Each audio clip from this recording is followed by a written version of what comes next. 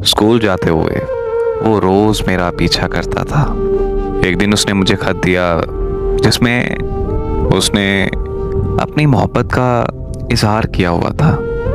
उसने मुझे 10 बजे स्कूल के बाहर आने का बोला। 10 बजे जब मैं स्कूल के बाहर गई तो वो बाहर खड़ा था।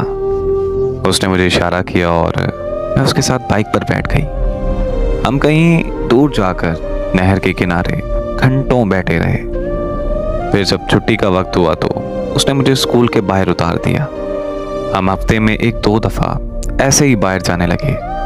इसमें कोई शक नहीं है कि मुझे उससे पहली और सच्ची मोहब्बत हो गई थी। एक दिन मेरे घर वालों को सब पता चल गया और मेरे घर वालों ने मुझे खूब मारा। मेरा स्कूल और बाहर आना जाना बंद कर दिया। पर मेरे सर पर मोहब्बत सवार थी तो मैं उसके कहने पर उसके साथ घर से भाग गई।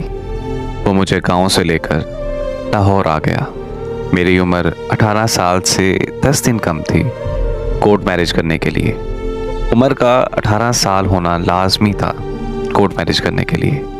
तो हम इंतज़ार करने लगे और हमने उसके दोस्त के घर जाना शुरू कर दिया। हम दोनों में जिस्मानी ताल्लुक भी कायम हो चुका था। एक दिन वो किसी काम से बाहर गया और वापस नहीं आया।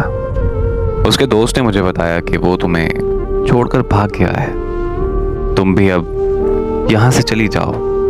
फिर जब मैंने पीछे मुड़कर देखा तो मेरे माँ बाप ज़माने के तानों की वजह से खुदकुशी कर चुके थे।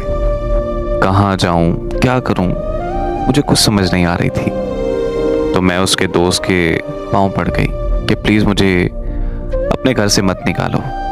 फिर मैं उसके साथ रहने लगी। वो और उसके दोस्त रोज़ शराब पीकर मेरे साथ जिनसी ख्वाहिश पूरी करने लगे। और एक दिन उसने मेरी शादी एक ऐसे आदमी से करवा दी जो सीधा मुझे जिस्म फरोशी के अड्डे पर ले आया। अब मेरी हर रात सुहाग रात की तरह है और फ़र्क सिर्फ इतना है कि हर रोज़ सुहाग बदलते रहते हैं। हाँ, मैं वही लड़की हूँ जिसने अपनी ज़िंदगी को जहन्नम बना डाला।